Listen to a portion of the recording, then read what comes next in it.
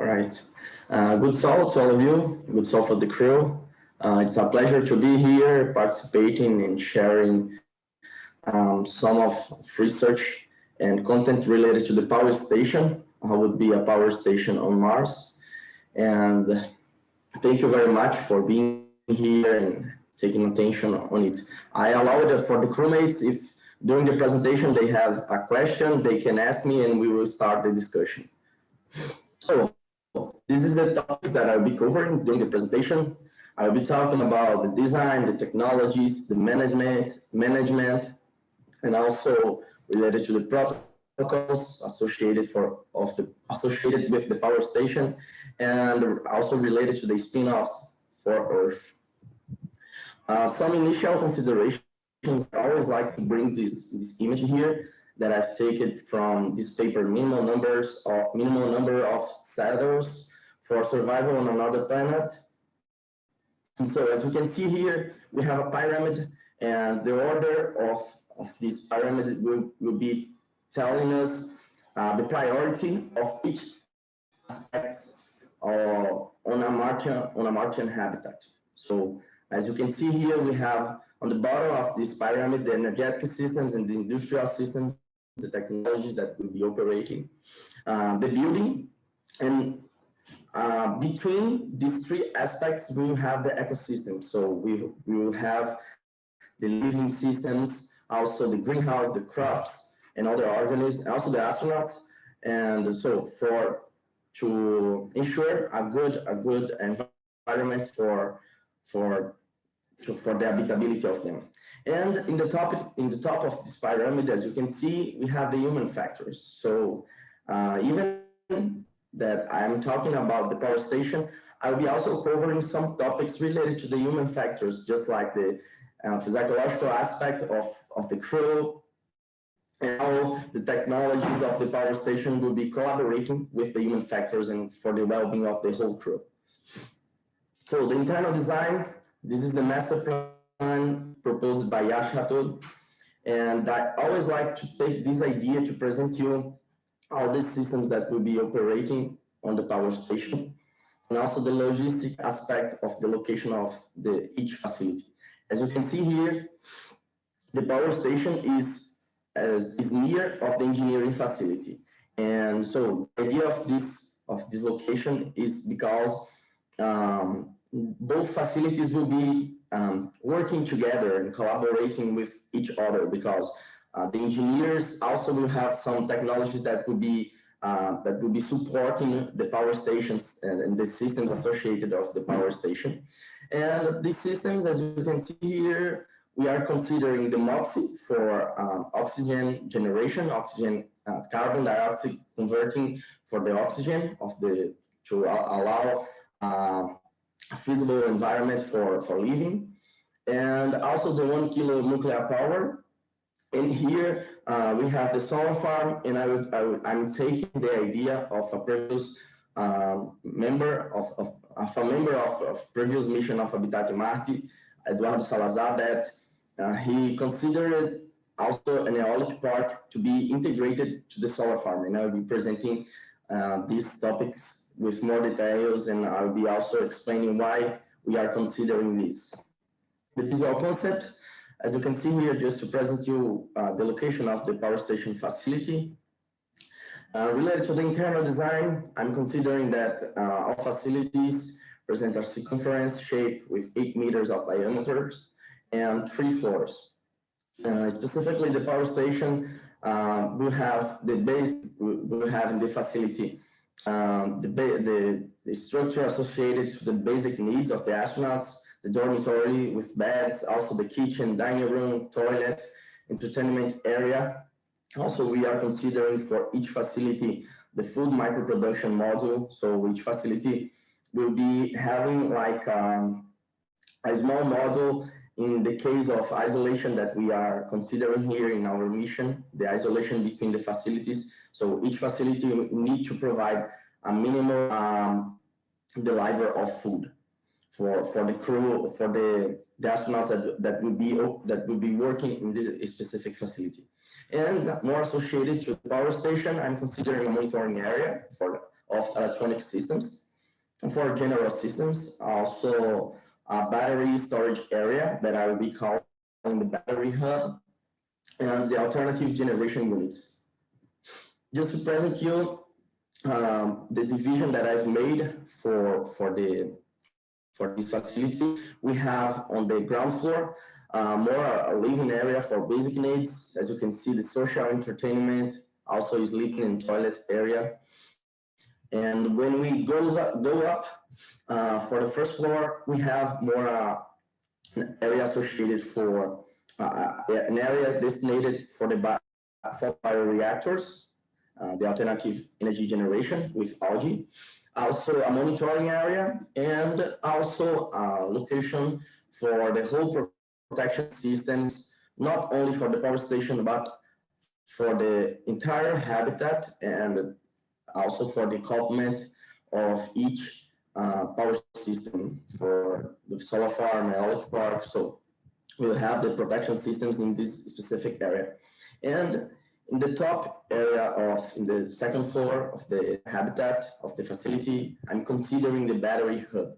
And I'll be explaining with more details, but here we'll have just an area for the general circuits, and also for the area that is more risky for the astronauts. So that's why I'm considering the last floor in any case of decouplement if necessary. I'll be presenting with more details during the presentation.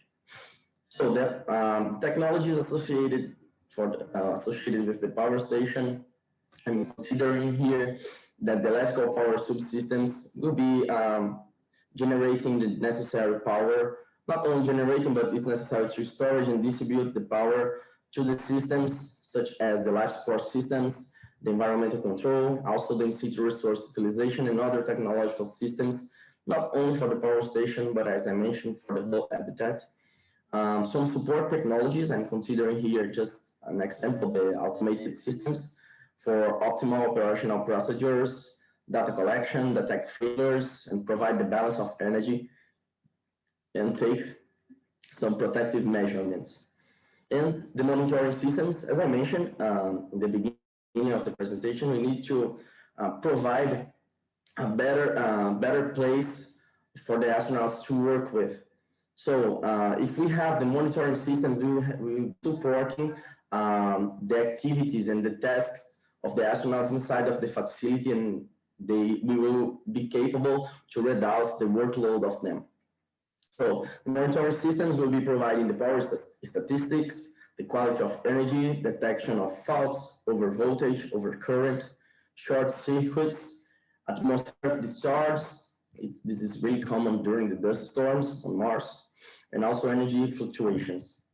And also we'll be providing the monitoring of some equipments like batteries, circuit breakers, fuses, transformers, converters, inverters, so the general systems, as I mentioned before. Also, I'm taking here some technologies that will be giving us some support necessary for the operation of the power station. As I mentioned, this monitoring systems. Also, I'm considering some solar cells, specifically the OPV cells. I'll be presenting with more details.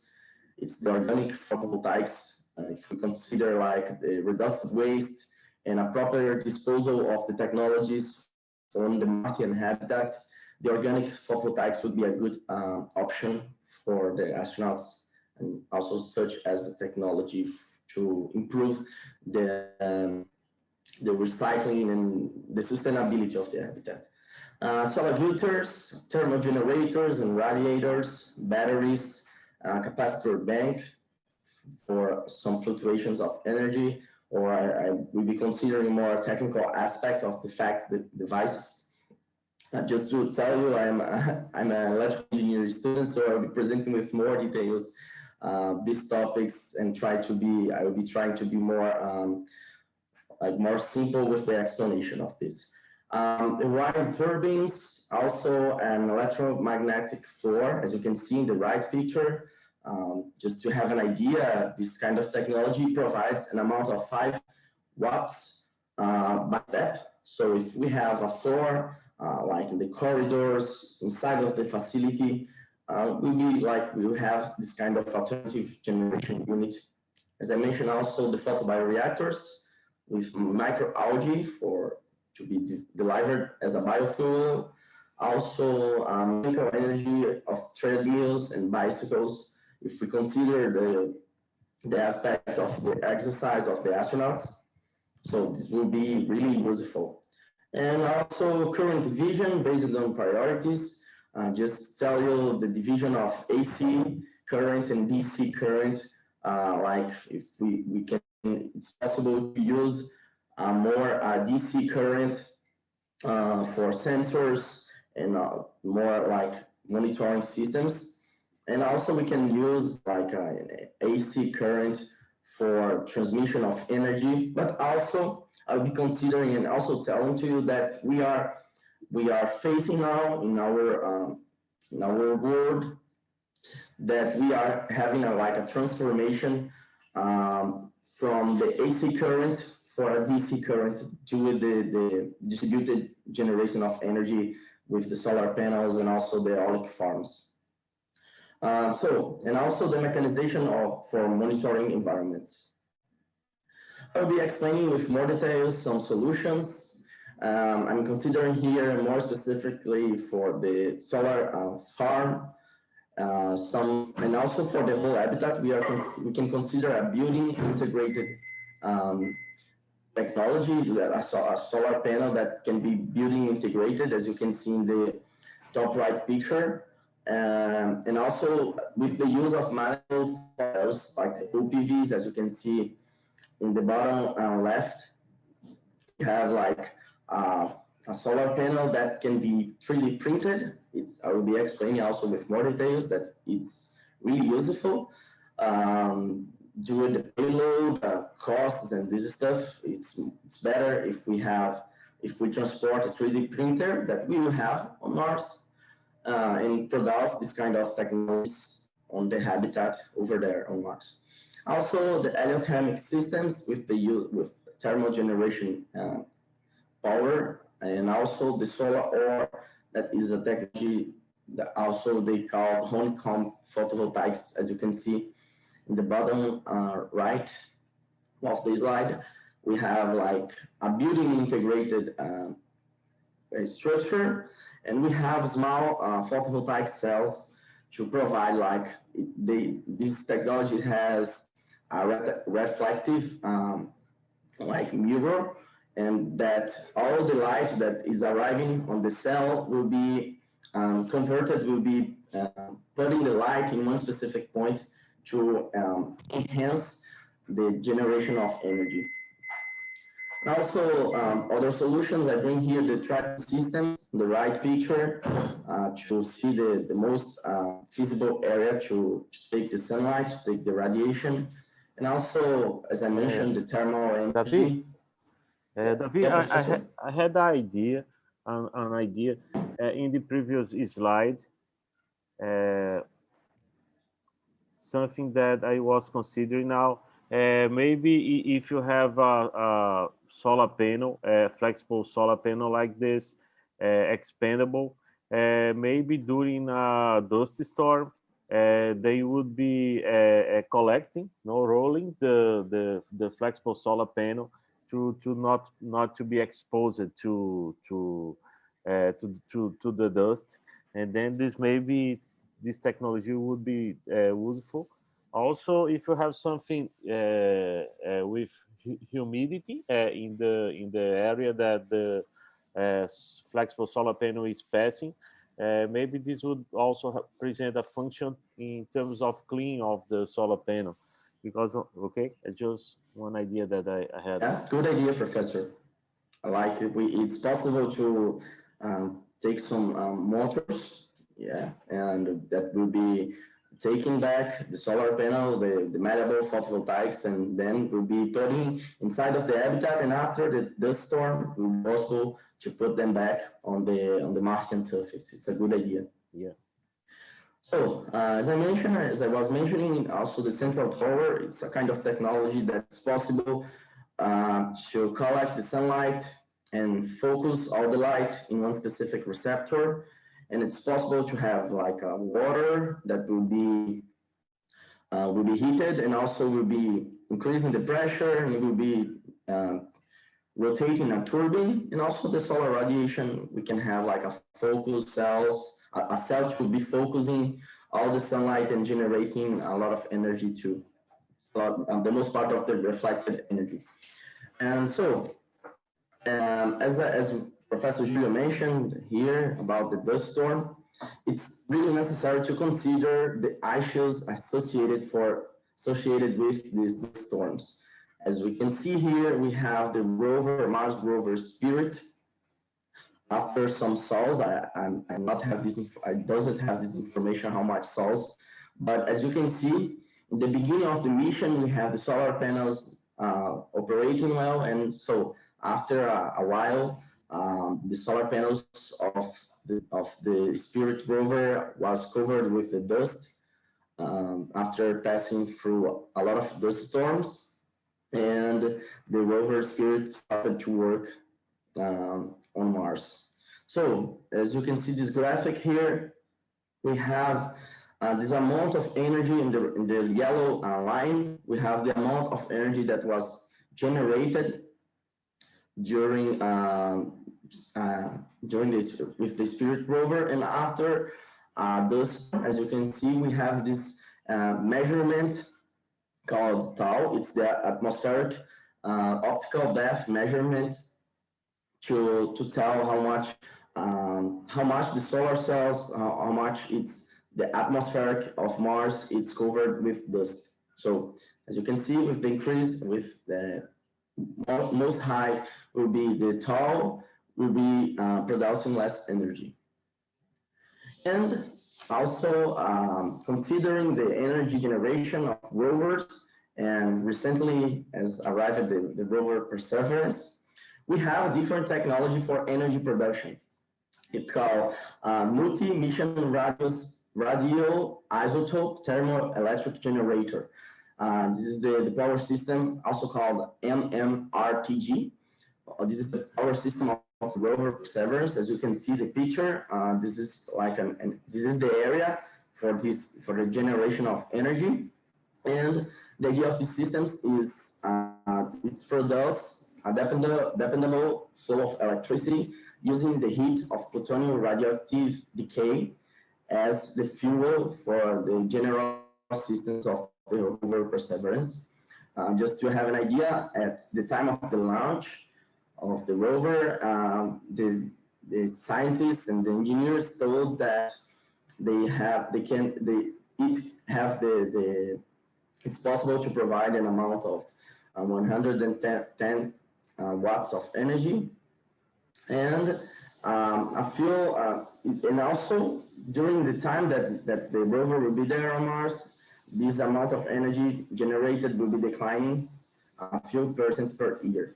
And just to have an idea, the rover have 2 lithium rechargeable batteries to meet the peak demands of rover activity. So if the rover will be passing through an area with a lot of radiation and sunlight, the 2 batteries will be capable to storage the most part of this energy. And also some solutions to deal with the dust storms. Professor Julio told a good one. The proposal of Professor Julio was a good one, but I'm bringing here also 2 other approaches with the automatic photovoltaic cleaners. It's a technology that uses a jet of air to remove dust and dust waste. It's a technology that operates. I don't know if this one is in Israel, but it's in a desert, as you can see, and we have an amount of dust that will be compromising the energy generation of the solar panels. So these technologies will be really useful. And as proposed by Eduardo, the wind energy. So we consider that during the dust storms, when the sunlight doesn't produce energy, we can consider a ratio of wind speed during the dust storms of like at most 30 meters per second. This was a measurement collected by the Viking lander during the dust storm. And just to have an idea, a turbine with 40 meters, 40 meter high, will be producing an amount of 120 and 300 kilowatts for the Martian habitat. So as you can see in this picture, we have a turbine that is really tall, and it's not feasible. As you can see, I don't know if it's possible to see the two starships modes, the two starships here comparing the height of the wind turbine. And so, as you can see here, it's not as feasible as we think to be operating this kind of technology on Mars, but there are other approaches with small technology using the wind energy. And also, if it's become feasible in the future to be producing these turbines, this structure with a 3D printer, we can imagine something like this too. And also the last technology, the crusty technology that is the kilopower nuclear reactor. It's a technology designed to be safe, long-lasting, reliable, scalable, also energy efficient, and compact to fit inside the rockets, considering the payload. And it's a technology that each one of these radiators, and also it's called Stirling converters, they are possible to generate an amount of 100 watts of electricity with each one. And these technologies can be easily escalated to produce an amount of 10 kilowatts of energy or even megawatts of energy. So this is really useful. It will be a really good solution. And as you saw in the beginning of the presentation, the location of this structure will be more, considering that we have nuclear reactor technology. It's necessary to be far from the habitat structure and the facilities in any case of problem or disaster with these technologies. And the battery hub, and as I mentioned, I'm considering this area for a more general power storage area with battery heaters and radiators. The heaters, they are really necessary for considering that on Mars we'll be facing low rates of temperature during winter, and so it's necessary, considering that we have chemical compounds on the batteries. It's really necessary to have the battery heaters. That's why I'm proposing one specific area for these systems, the radiators, also a capacitor bank, or the FACTS. And as I mentioned, the FACTS is a kind of technology that uses an algorithm as an optimization tool. And with the increasement, as much as the power demand increases, the operation, it will cause an unstable operation of the power system. And these FACTS will be will be delivering a solution to provide this voltage stability and also minimize the costs associated with disturbed decays on the on the power systems. In all the power systems, it's possible to consider this. And also battery recycling. This is really necessary to have an area to storage the recycled batteries, and also to try to find some solutions for its disposal. And also inverters and converters, as you can see in the left picture. And the monitoring systems for monitoring of these system parameters using artificial intelligence to generate reports, accelerate the maintenance of the team productivity, and maintenance team productivity, and based on prioritizing tasks, will be providing a shorter repair time. And as you can see here, a really simple operational panel.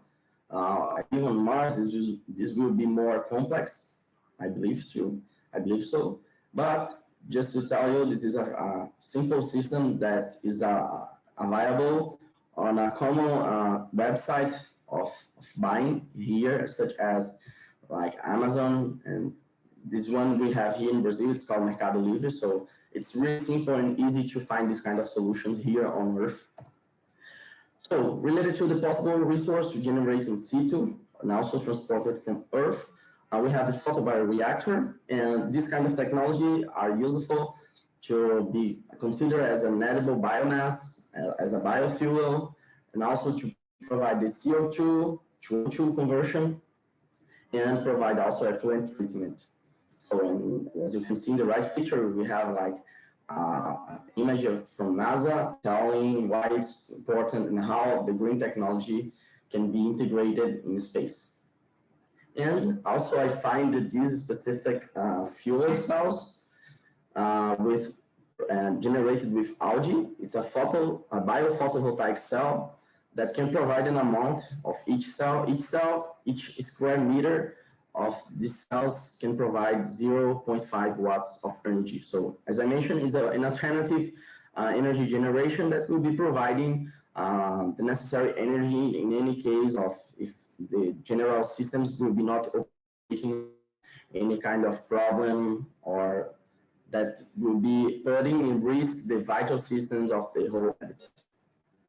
And also, just to tell you, also it was a prototype that was sent on the Perseverance rover, the MOXIE.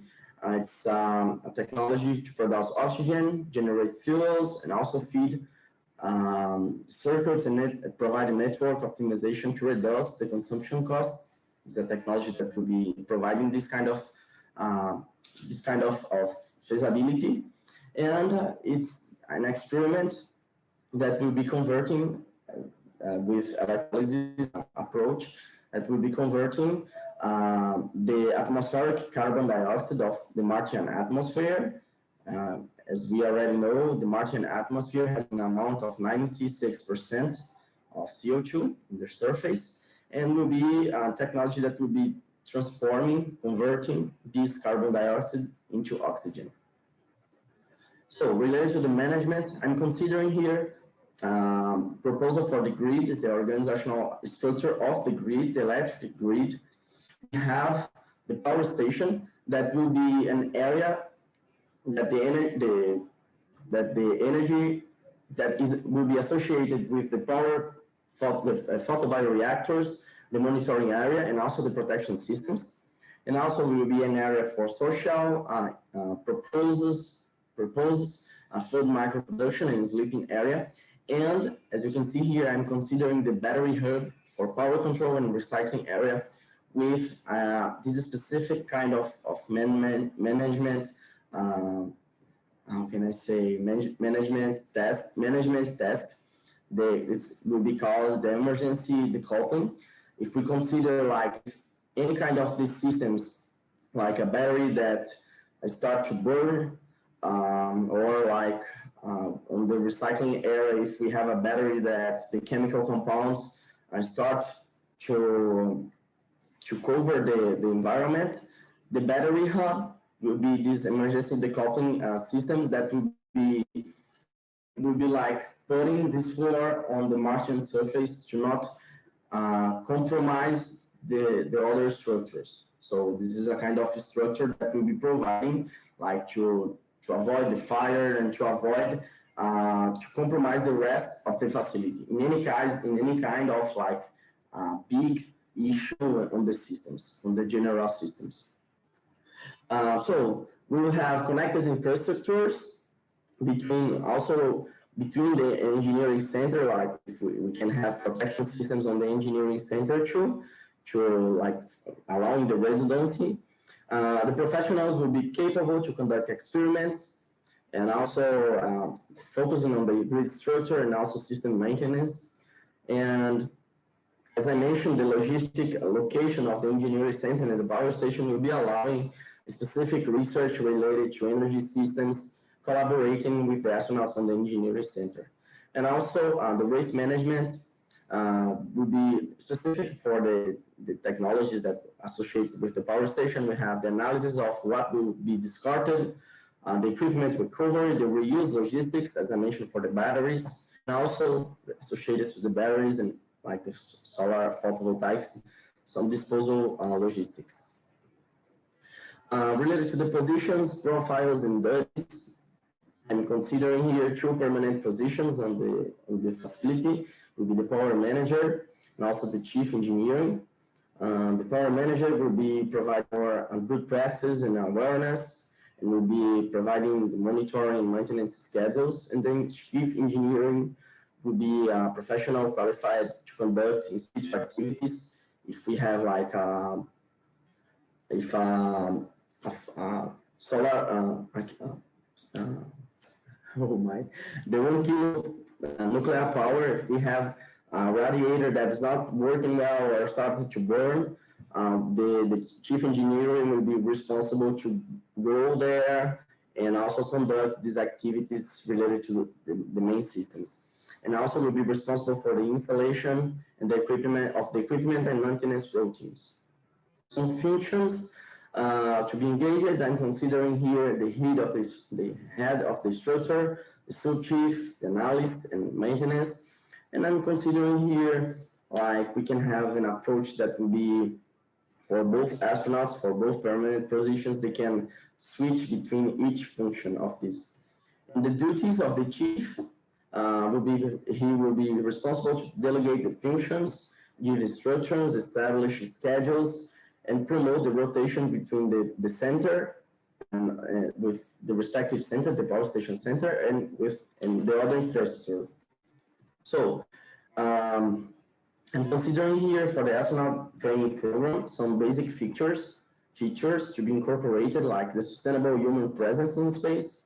This is most associated with the human factors, and also about sustainability on Mars. To support the long-term effects of isolation, practice to reduce costs and technical risks in overall systems, courses focused on the basic understanding and handling and maintenance of the electrical systems. Like, if we consider that we are isolated, each facility is isolated, these courses will be like, if we have someone on the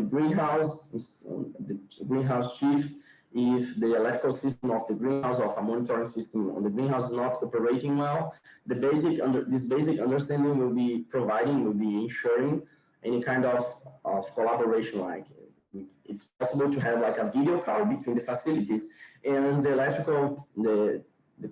astronauts on the power station can conduct the greenhouse chief can support the greenhouse chief to conduct any kind of activity related to maintenance, handling of the electrical systems.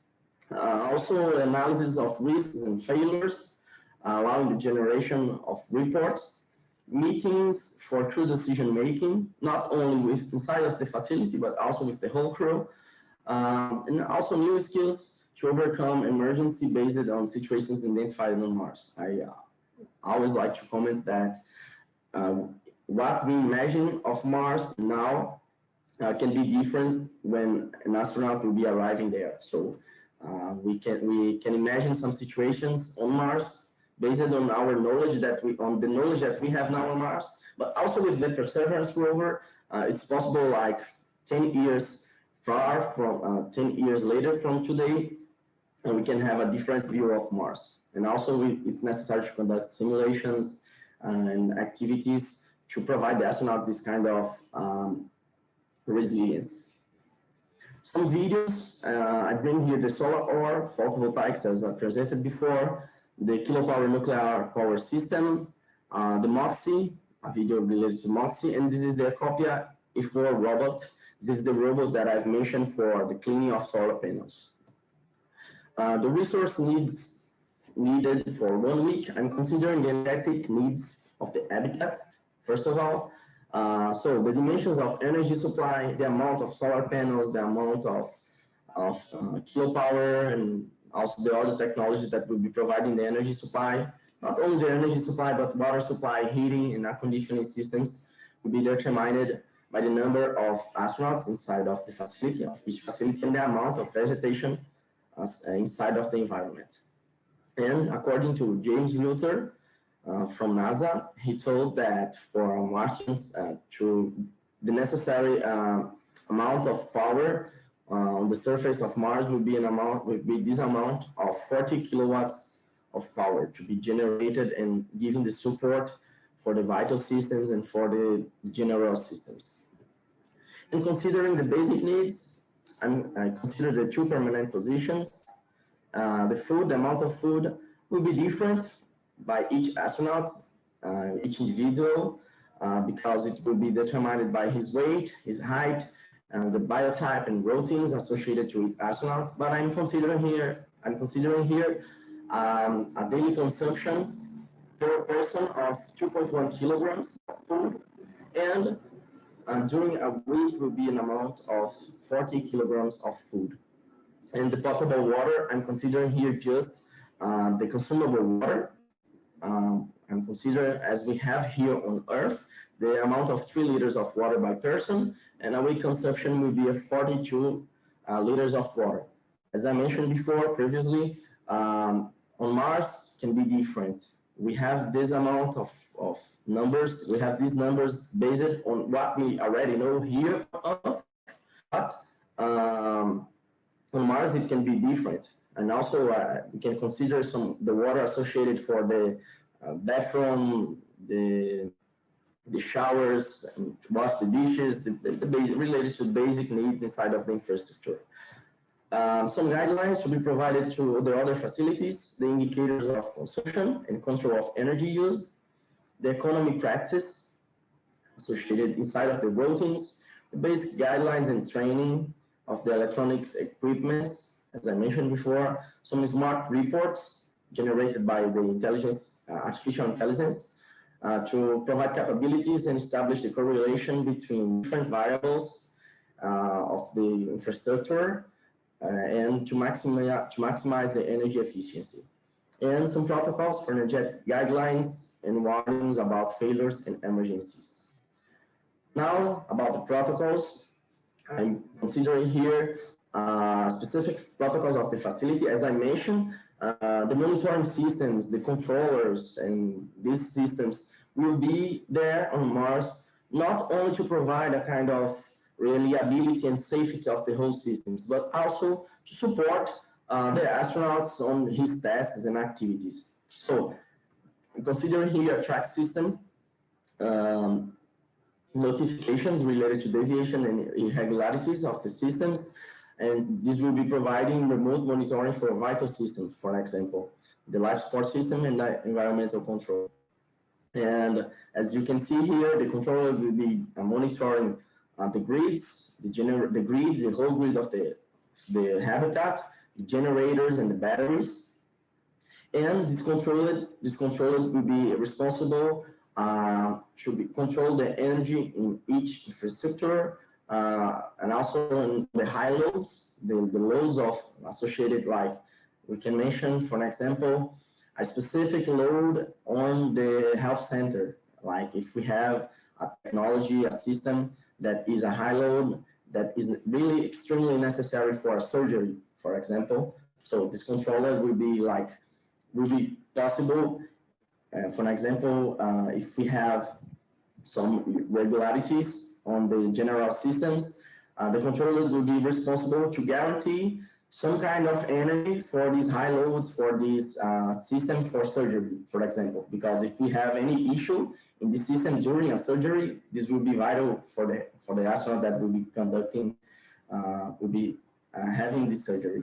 And also related to the protection systems. And this kind of controller will be also providing an interface with the operator and the machines with system status. So the astronauts will be more near of the interface, not with the controller and the loads, the protection systems, the grid, but they will be like seeing the reports, analyzing the reports, see if there is any irregularity. So if there is any kind of deviation of irregularity, the astronaut will be analyzed. Okay, what system is with what system is happening this? So they will be conducting a situ activity to see the system and see what is happening.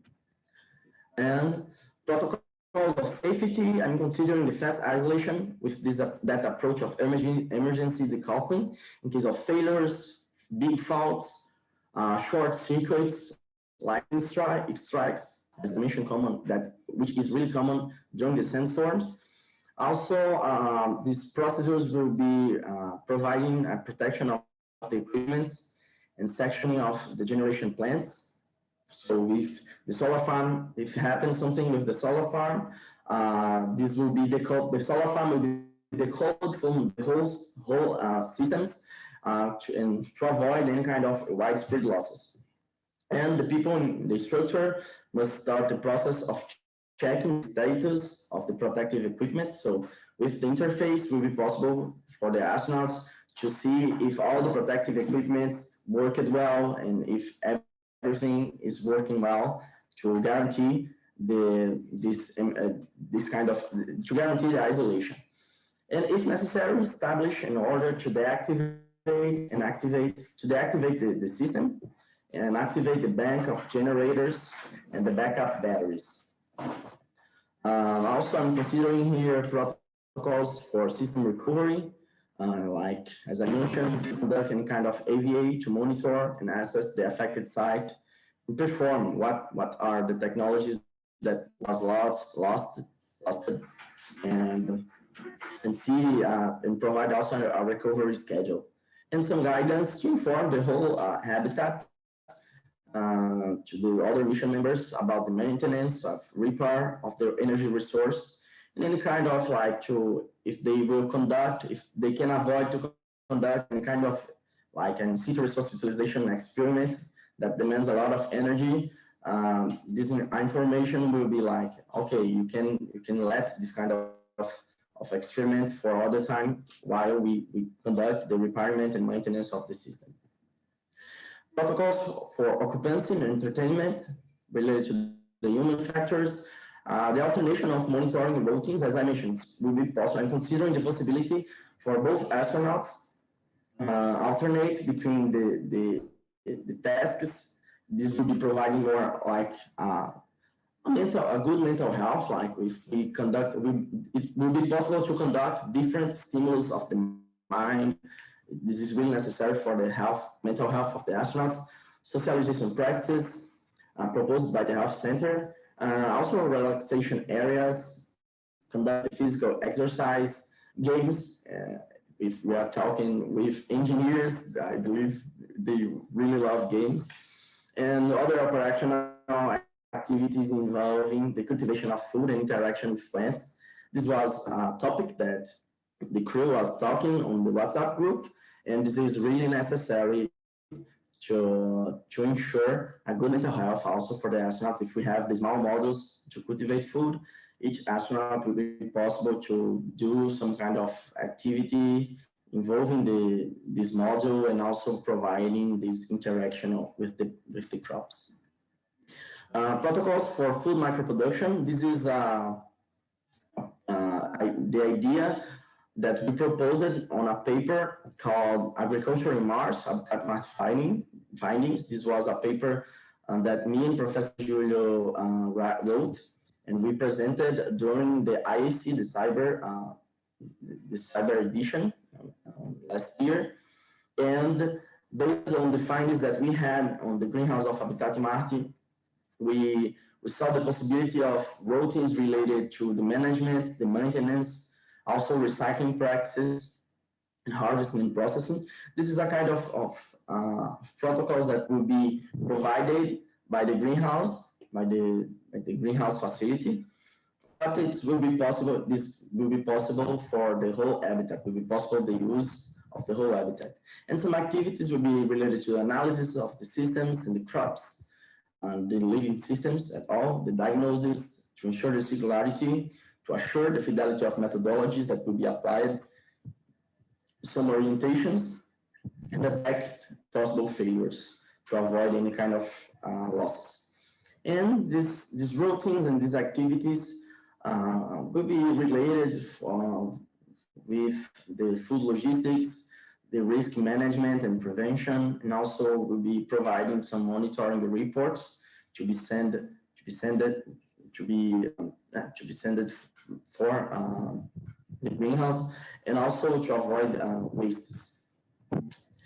Protocols for 3D, protocols for 3D printing. I'm considering here two different approaches, but as I mentioned before, it's possible to have like a 3D printer to print the OPV cells, and also to print the turbines of the wind power system. But here I'm considering two specific approach related to electronics. This will be like a cooperative work that will be developed between the energy center and the engineering center. Like if we consider that the 3D printers, the big 3D printers and the most like the most part of the 3D printers and more reliable 3D printers will be on the engineering center. So it will be possible to develop some eco devices to support the power systems, also organic electronic device, as I mentioned, the OPV cells, also some equipment coverage and shutters. As you can see in the right picture, we have a shutter that was 3D printer, and we can see that they put only the electronic equipments on this shutter.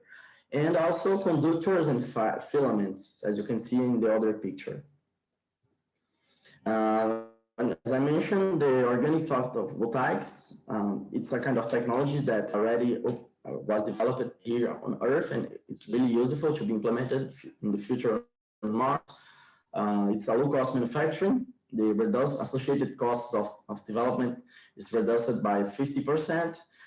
The materials, the organic materials that the raw materials are really abundant.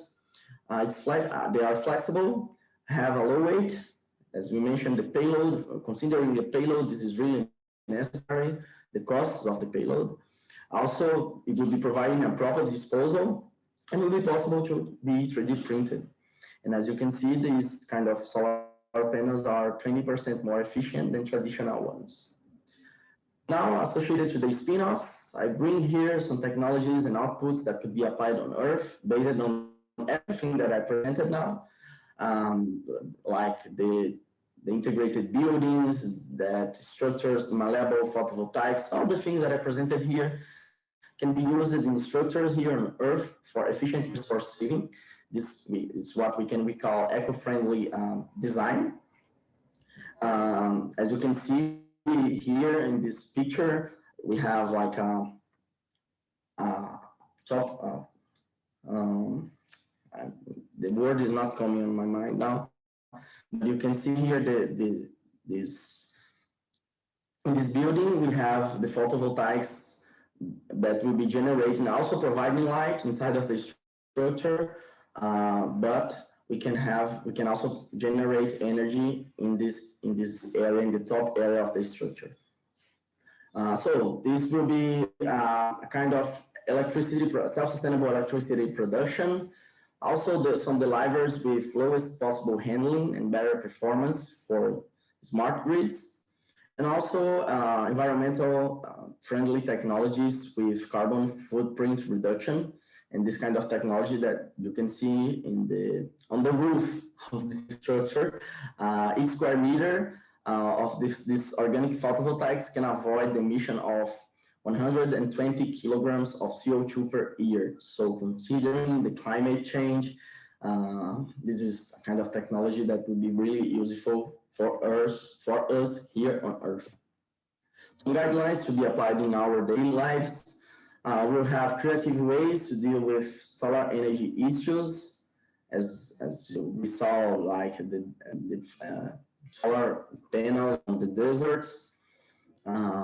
Just an example. Also the development of new technologies and systems to keep the reliability of the energetic systems, easy assembling and maintenance with optimal procedures, solutions to keep the confidence related to control of the power and the protection systems, the reuse and recycling of materials and practices, the management of the energy consumed. As I mentioned, the differentiation of the currents, the driving currents, to provide an efficiency in electrical transmission lines, and investment on research with different ways, adding positively to the global energy metrics.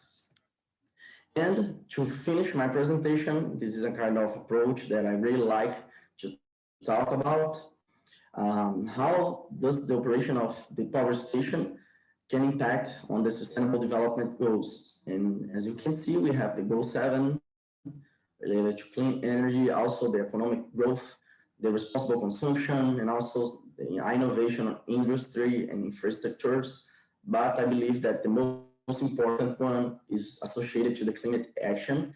As we saw during the whole presentation, we can guarantee not only the sustainability on Mars, but is necessary with this kind of research, especially for us that conduct research related to space.